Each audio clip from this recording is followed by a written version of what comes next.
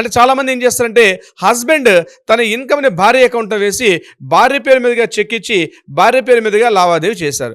అంటే ఇన్కమ్ ఆ ముందు రోజు నాడో లేకపోతే 1 మంత్ బిఫోర్ 1 ఇయర్ బ్యాకో ఎప్పుడైనాను ఆ ఇన్కమ్ రూ. 10,00,000 ట్రాన్సాక్షను భార్య అకౌంట్‌లోకి వచ్చినట్టుగా గాని తెలిస్తే, భార్య పేరు మీదుగా చెక్ ఇచ్చినప్పుడు కూడా ఆ అమౌంట్ రూ. 10,00,000 ఎవరిచ్చారు?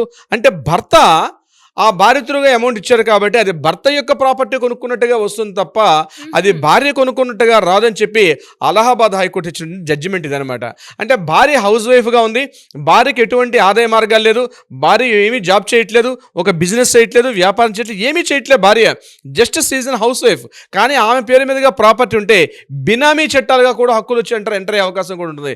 బినామీలు అంతే ఏం చేస్తారంటే తన దగ్గర పనిచేస్తున్న డ్రైవర్ ద్వారానో లేకపోతే అందరూ పనిచేస్తున్నట్టు తన ఆఫీస్ స్టాఫ్ లేకపోతే ఎక్స్వైజెడ్ వాళ్ళ పేరు మీదుగా ఆ ప్రాపర్టీని యజమాని ఉంటాడు, ఈయన పేరు మీదుగా లావాదేవీలన్నీ కూడా అంటే బ్యాంక్ ట్రాన్సాక్షన్స్ అన్నీ కూడా అతని పేరు మీద జరుగుతాయి. కాబట్టి అటువంటి సందర్భాల్లో ఆ ట్రాన్సాక్షన్స్ ఎవరి త్రూగా వచ్చింది, ఆ పేమెంట్ ఎలా అందింది, దాన్ని కూడా దృష్టిలో పెట్టుకొని అప్పుడు ఆ ప్రాపర్టీ ఆమెది కాదు, అది కుటుంబం యొక్క ఆస్తిగా పరిగణిస్తారు. అంటే ఆ కుటుంబంలో కొడుకు, కూతురు, పిల్లలు ఉంటే పిల్లలు. పిల్లలకి, భర్తకి, ఆమెకి మొత్తం అందరికీ చెందే విధంగా ఉంటుంది తప్ప కేవలం ఆమె పూర్తి హక్కుదారులు కాదు అని చెప్పి దీని మీద కోర్టు కూడా తీర్పు ఇవ్వడం జరిగింది.